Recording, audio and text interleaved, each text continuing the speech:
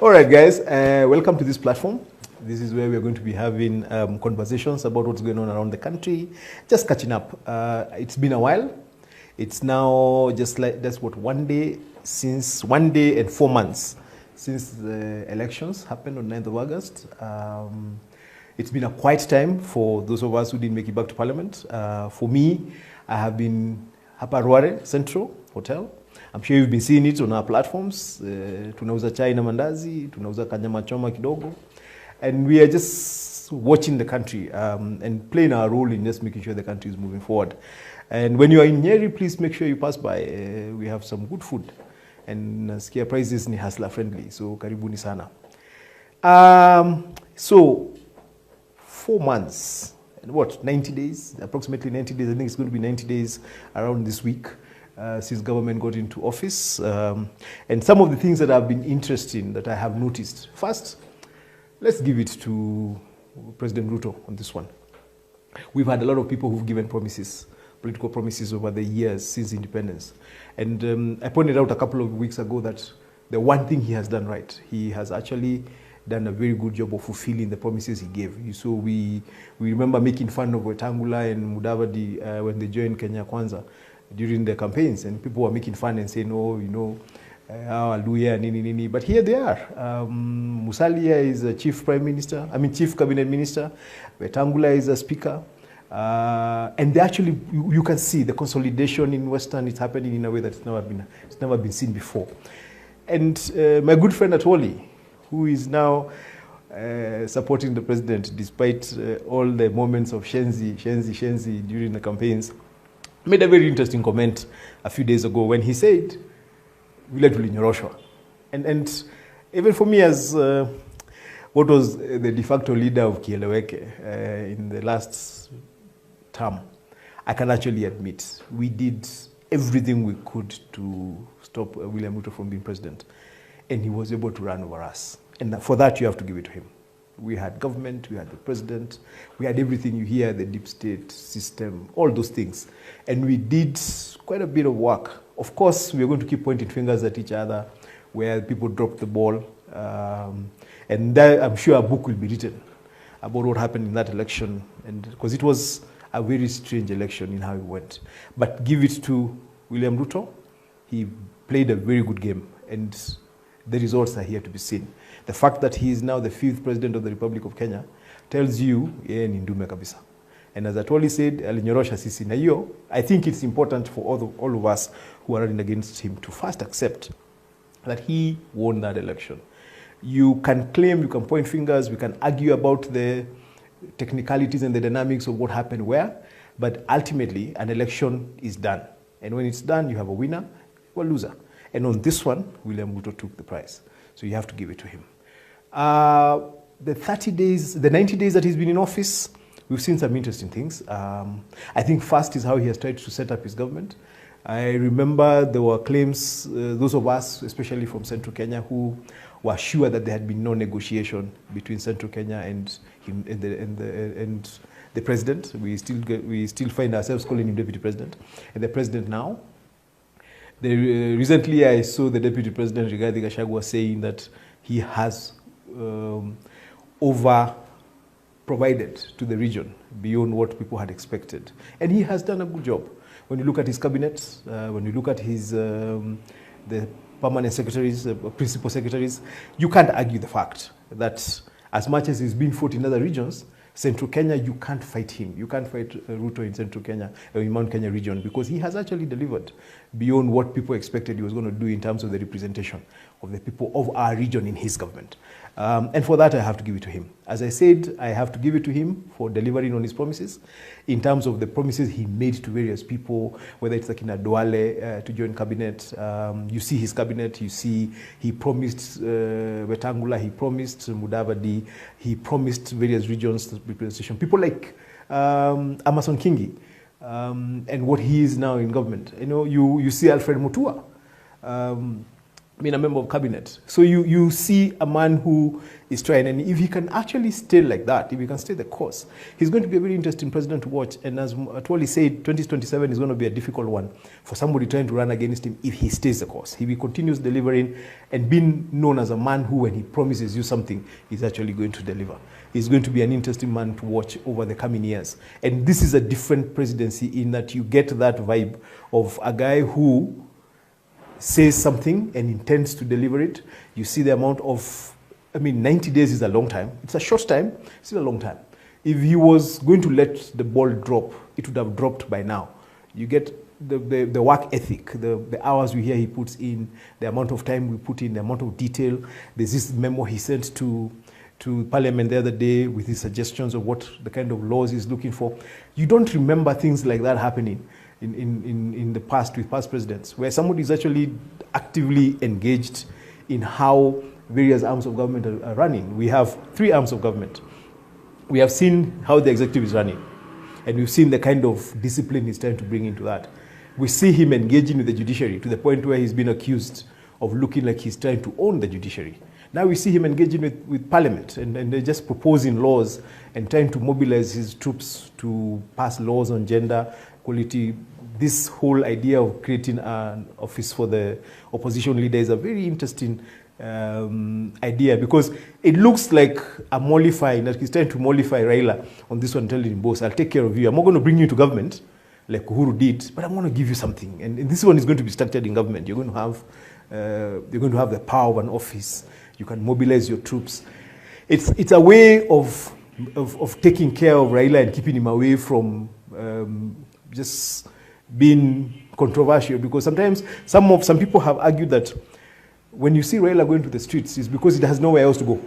So maybe what Ruto is trying to do is give him somewhere to go so that he can actually have a platform from which he pushes his agenda.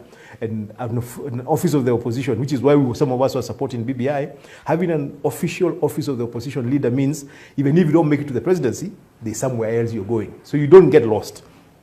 The winner take it all argument that we had before, where that when you lose, you lose. You have a guy who got close to 7 million people supporting him, and the guy who won had just slightly above 7 million people. So it was nearly a tie.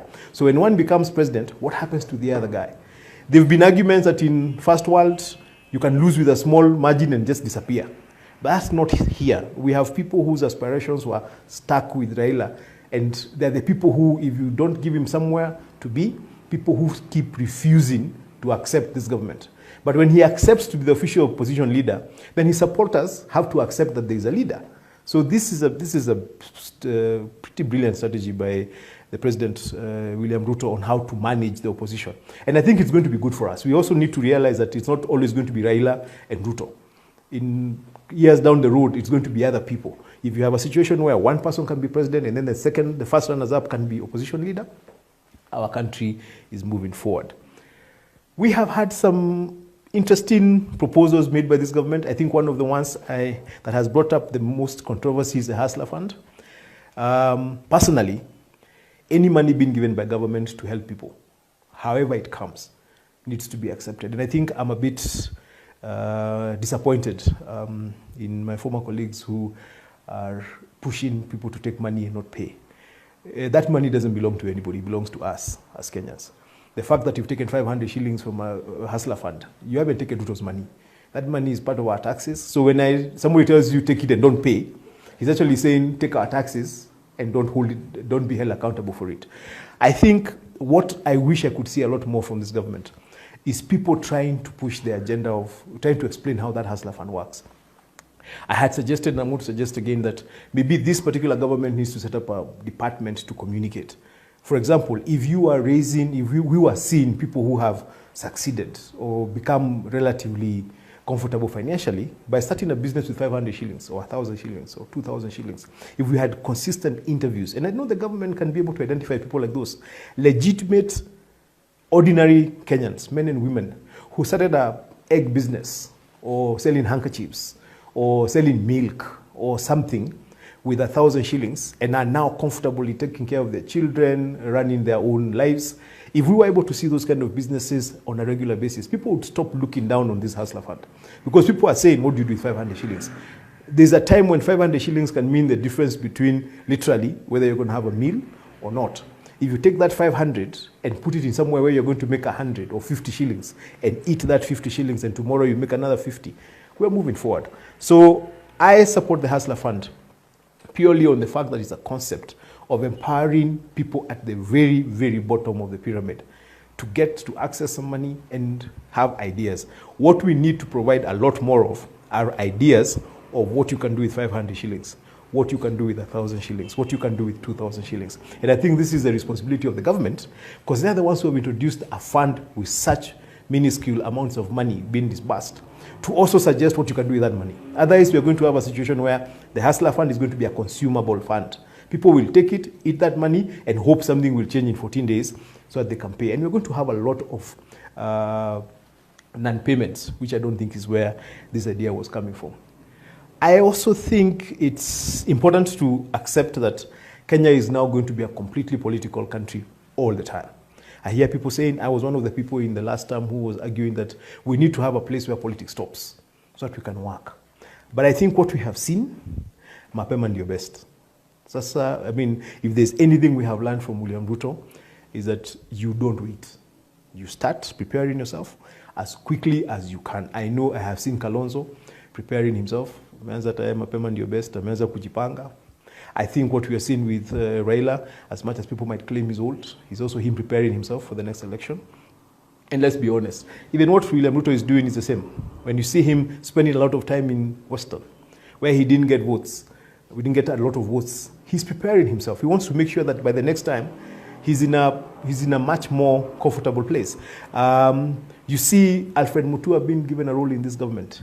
Why is he being given a role in this government? It's because William Ruto needs to find a way to enter into Eastern. You see him going into the coast.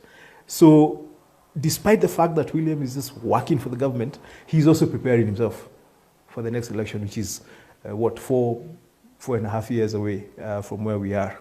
So this is what is happening. I think I want to finish this particular conversation with local politics, regional politics. My good friend, the Deputy President, Rigathi Gachagua, who is an amazing guy. I do not know whether there's anywhere else in the country where a man has jumped from being a first-time member of parliament to being the second most powerful person in the executive. I don't know. Maybe there is, but not to my immediate memory. And I think that has both pros and cons. I think the negatives of that is Rigathi didn't get an opportunity to create his own networks in government. Usually, when you look at somebody like the current president, he had been in politics, elective politics, for over 20 years. In those 20 years, you had the capacity to create networks within the executive. You have allies across the country, so that when you're a deputy president, you have your own personal relationships. Because I think the office of the deputy president is driven more by personal relationships rather than by actual support of the office. It is, you have a strong office, yes, but getting things done is based a lot more on your own personal relationships with people. And that is one of the things I'm not sure that the current deputy president has been able to develop over the years that he's been in. Of course, having been a former administrator, he has people in the administration. But in terms of politics, you can see that small shake-up, that small gap of the alliances and the strengths that he has as an individual politically in terms of the alliances he has. We also remember that there was a bit of a push and pull when he was actually being identified as a deputy president. So it's going to be interesting to watch how he does the next 4 years and how he uses this office that he's been able to. He's literally jumped into an office from very far. My best wishes are with him. Of course, from a selfish perspective, coming from Nyeri, it would be very powerful for him to do well. And I think I am one of the people who's made a commitment to do everything I can to help him, to put my mind and whatever capacities I have to help him succeed. Because if he succeeds, it's good for us as Nyeri, it's good for us as a region, it's good for us as a country. And I think the primary thing, we've had a conversation about whether he's a regional kingpin or not. I think first and foremost, let's accept that he's a senior-most politician from our region. As deputy president, we don't have any other person, whether it's Meru, Embu, Kikuyu, in the government who is more senior to him in active politics. So he's a senior most politician. Does that make him a regional kingpin? I think that is time that will tell. Regional kingpin is acceptability in terms of how do other people view you. Have you been accepted by the socio-political leadership of the region? Have you been accepted by the other politicians in the region? Have people accepted to be led by you? This is going to depend a lot on how he works over the next couple of years. How is he able to mobilize people around causes and interests that are important to the region? Do people accept that he represents the interests of the region? Are we going to accept that he's a face of the politics of our region? This is where he's going to require a lot of strategic thinking. He's going to require a lot of patience. He's going to require a lot of humility because he's going to meet people who are just refusing from our region to accept him. And he's going to have to bring everybody on board until we get to the point where, like Uhuru had been, that when he says this is where we're going, this is where we're going. He also needs to start getting people around him who are willing to stand up, not just say he's a regional kingpin, but also represent him and then build him up and strengthen him to be a regional kingpin. But 3 months, he's just had 3 months. He's done very well. The decision to support Kanini Kega to Yala was a masterstroke as far as I'm concerned, because all of us know that Kanini Kega and Rigathi don't get along. That he was able to put aside his own personal interests and support Kanini for that seat, put him ahead as far as people like myself are concerned. It showed that at a certain point, he's able to put aside his own personal interests and do what he thinks is right for the region. If he can stay on that course, I think Rigathi has a very high possibility of being a regional kingpin. But I said it's a process. It's going to take time.